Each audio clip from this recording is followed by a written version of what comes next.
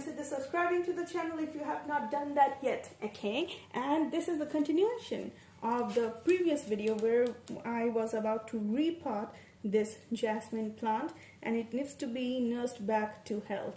Now the three things that I'm going to be using for my pot mix for the first time repotting, okay, we are not going to overwhelm it with any kind of fertilizer. That's point one.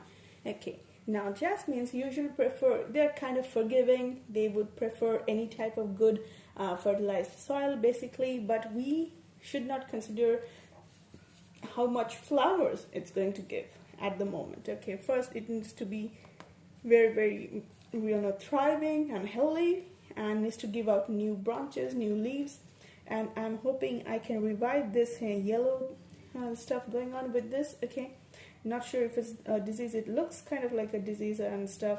It has some yellow circles on the leaves. Some of the leaves are also a little yellowish. So we are taking in mulch or cocoa peat. You can also use sawdust. It is moist. It's not exactly wet. It's about 20%. Okay, this is about 10%. This is just plain tea leaves. You can use any type of tea leaves.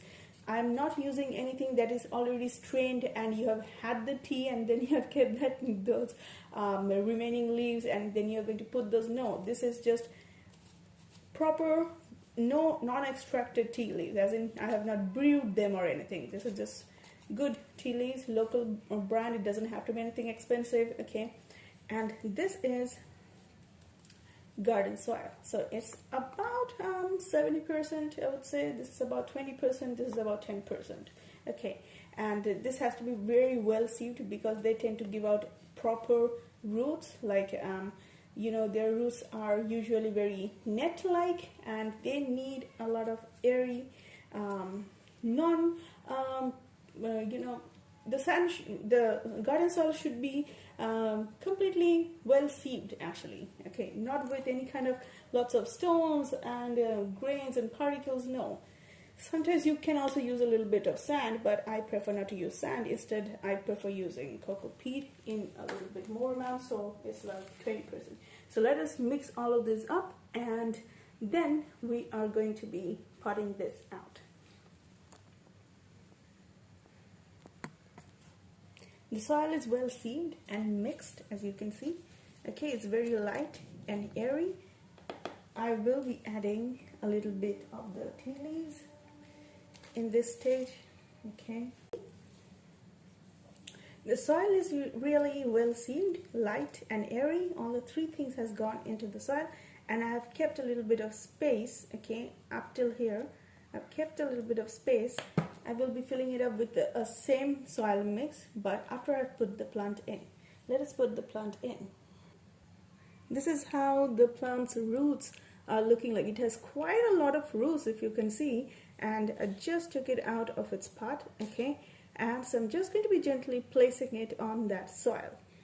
Okay, so it's sitting very beautifully, and now it's time to just simply put some more soil and cover the sides up.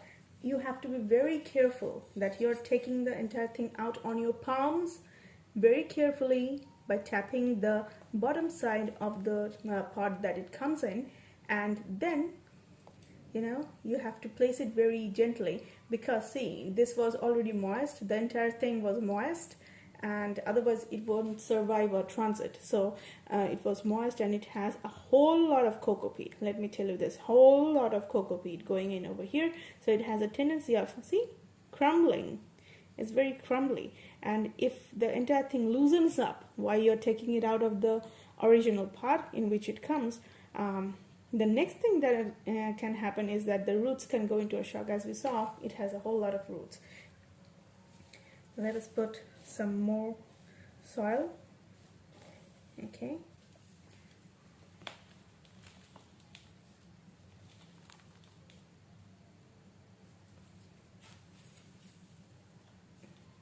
gently just fill the sides up.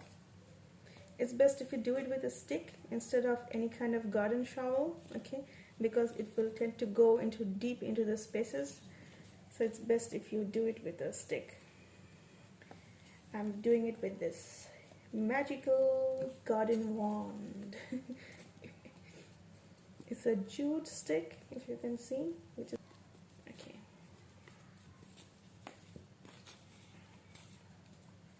Let us gently fill this up.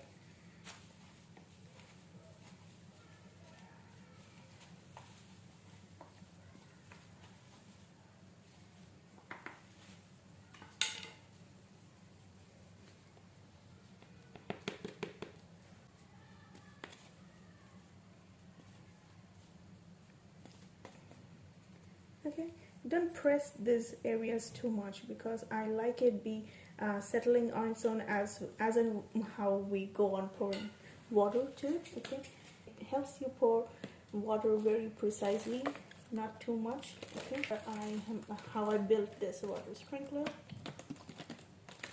and that's it. Okay, I hope you guys enjoyed this video, and I will be back with an update on how the plant is doing. Till then, stay tuned for more such videos, and don't forget to subscribe to the channel. Bye bye for now.